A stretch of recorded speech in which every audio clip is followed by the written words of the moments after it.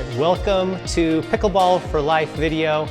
On this video, Jess Reynolds, personal trainer, will tell me, Sanjay Saint, pickleballer, how to become more mobile and flexible, especially playing pickleball. For sure.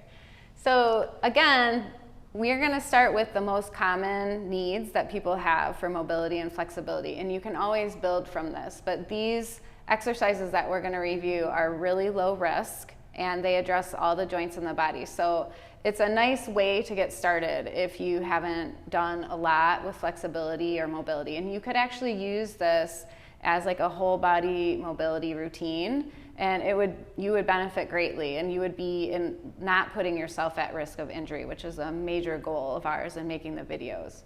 So we're going to start with shoulder circles, and there's just two, there's many ways to do this. We're just going to do two: palms forward, little circles going backwards without using the neck. So a lot of times when people do their shoulder circles, because they're used to it, they use this muscle right here. You just want to push it down. Even make a smaller circle if you have to keep that neck out of it.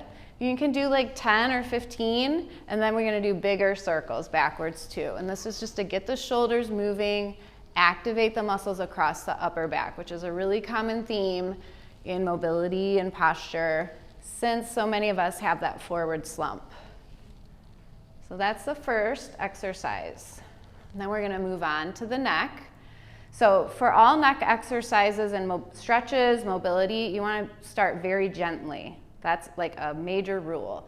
Don't go crazy and think, this is going to be great. My neck is all of a sudden flexible.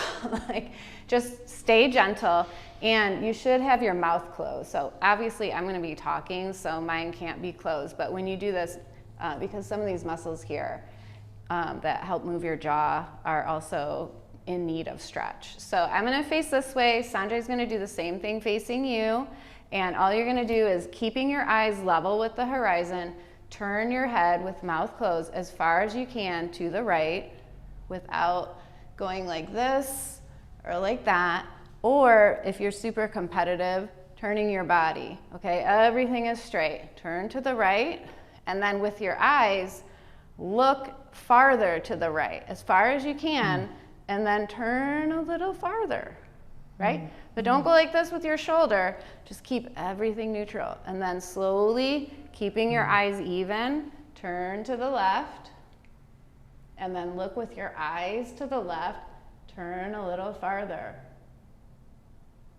And just go back and forth with that. Looking right.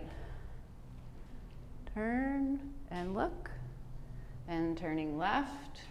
Look and turn a little farther. Oh, my neck already feels better. Yeah, it's nice. Yeah, and you can do it really gently, so you don't have to worry too much about overstretching it. And next we're going to move to some calf stretches. So here we're going, we have our rollers, but you can do this actually using any, like a wall. Most people do use a wall, or the fence if you're at a pickleball court.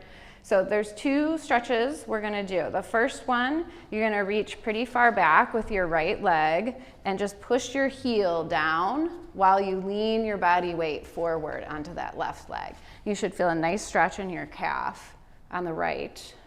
How's it going? Yeah, good. And then there's two muscles in the calf, so we're focusing differently, but it's the same side. So you're going to bring this right foot forward a little closer, keeping the heel connected fully to the ground. Bend the right knee until you feel it's a different type of stretch on the same leg. Sure is. Yeah, is it okay? And you don't want to have any knee pain when you do this. And make sure for both stretches, your heel is on the ground. All right. So after we've stretched one side of my calf, I'll do the other calf, yes, right? Of course, yeah. And then what? Okay, so we're going to move on to some standing ankle circles. These are actually some of my favorites because you can do it anywhere. You can do it in line at the grocery store if you want. So we're going to focus on this right one for the demonstration, but you do want to do both sides. And you just put your right foot a little forward of your left, lift the right heel, And you're gonna try to keep this knee pretty straight and the chest and belly button facing forward. And you're just gonna make a big circle clockwise with your right heel. And when you do this, you do wanna kind of feel the muscles in your foot and in your calf. So about 5 of those, and then reverse direction. It's not complicated, but it feels really good on the ankles. Yeah, At least for me it does. So you do both sides, and then you'd move on to the standing hip circles. So you have your roller. Again, you can use anything. You can use a wall, a fence, whatever, keeping your chest and belly button straight ahead. You're gonna pick up one side, and the roller's nice, or the wall, or whatever you use for balance. And you're gonna make forward circles with your knee. Try not to move any other part of the body. And your core should be a little engaged, and then backward circles with the knee as well. Well, this is hard. It's hard if you've never done it before. It looks easy for me because this is my job, but if you're not used to it, when people first do it, they're just like, what the heck? So next we're gonna do moving groin stretch. So Sanjay's gonna use a balance assistance of the foam roller, and I'm just gonna do freestanding, okay? So choose the one that's the safest for you is what I recommend. I have a lot of people that use the roller when they do this in my classes. So feet are about a little bit wider than shoulder width apart, and you're just gonna shift your body weight onto your left leg, bending the left knee, keeping the right leg straight. You're gonna feel a stretch in the groin. You do wanna stick your tush out a little bit. So I'll show you from the side. I have my tush back and my back is straight. If you end up like this, it does, for many people, put some strain on the knee. So get the tush out. Okay, that's just gonna hold 5 seconds. And then staying low, you're gonna go to the other side. So you just straighten the left and bend the right, and staying low and holding. You hold for about 5 seconds. If you're really tight in your groin, you might take some time, like after you've played, and hold, you know, some groin stretches for a little bit longer. It just depends on what part of the day you're doing these. Okay? How you doing? You okay Feeling with good, that yeah. one? That was Sometimes good. people get intimidated by that one because it can put some pressure on the knees. So just remember to stay back in your heels and keep your tush back a little bit. Yeah, no, so the groin stretches were terrific. Other stretches to increase mobility and flexibility, Right, Jess? for sure. So next one I would suggest is the runner's lunge. And I'm gonna have you demonstrate using a little balance assistance. And a lot of people use balance assistance because you're taking a little bit narrow base of support. So we're gonna take our right leg back, and this is to stretch the front of the right. And then you're gonna lean your body weight onto the left.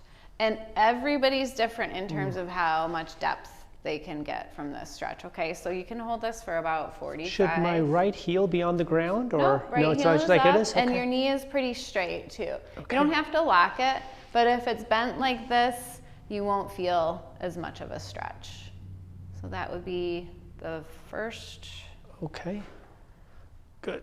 And Wow. then the next one is also from yoga, downward facing dog. So this is So after I do this on the right, I Both do it on the sides. left. Yep. And now, oh, I know downward downward facing facing dog, Yeah. yes. And it's not easy. No. If you're not flexible, it's like nightmarishly difficult. So again, you can make adjustments based on your ability level. So all you're gonna do is you kind of walk your hands out as if you're gonna do a plank, and then straighten those legs, send the tush up. Your feet are about shoulder width apart. And what you wanna do is sort of send your chest towards your thighs, breathe out, and let yourself feel the heels dropping toward the floor. They do not need to touch the floor, but I do like to emphasize that nice long exhale. And each time you breathe out, just letting yourself feel the stretch down the back of the legs a little bit more. Some people need to bend their knees more and send their tush up. So everybody's a little different with this stretch. There's a lot of variations. This is just the basic. And then we can come down from that. which is focused on the hamstrings and the calves. There's some other muscles that get stretched there too, but now we're gonna go into the lying down quad stretch, which is focusing on the front.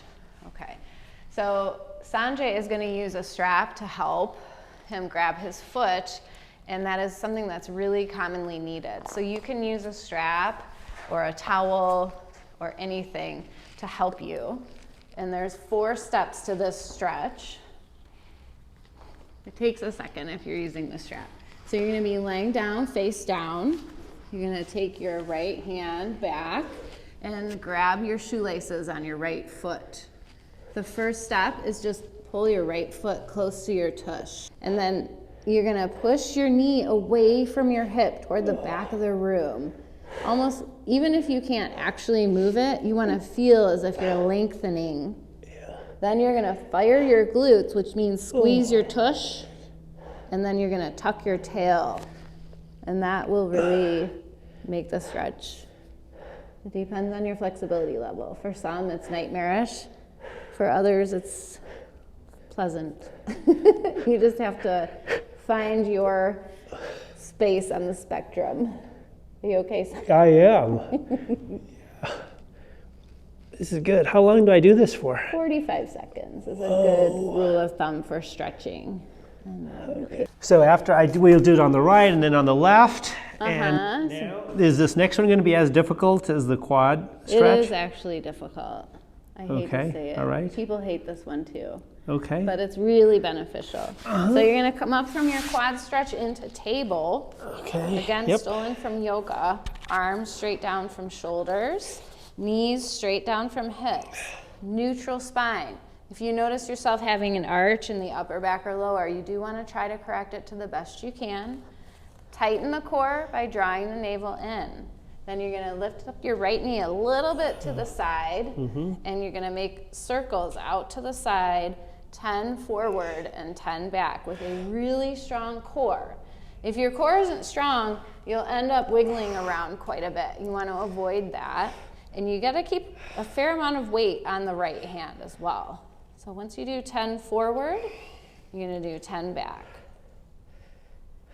And this is actually pretty hard if you've never done it before. But once you get in the groove, it's not bad at all. And then you can put the right knee down, shoulders down, away from the ears. This is we're going to move into the next exercise, which is thoracic rotation from table. You're going to bring that right hand just below the right ear, tighten the stomach, and open up to the right. Hold for 1001, 1002, down, back to your base, and open. 1001, 1002, base. And you can do this 10 times on each side.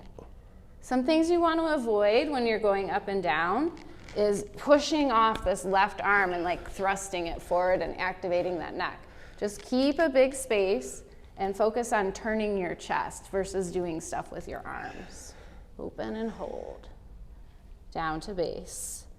Open and hold. Down to base. No, that's a good one. It's highly relevant for pickleball. Yeah, and it actually goes great with that anti-rotation that we went over in the posture and core video. Yeah, great. Yeah. Good. Anything else? No, that's it. All right. Thanks so much, Jess. For now.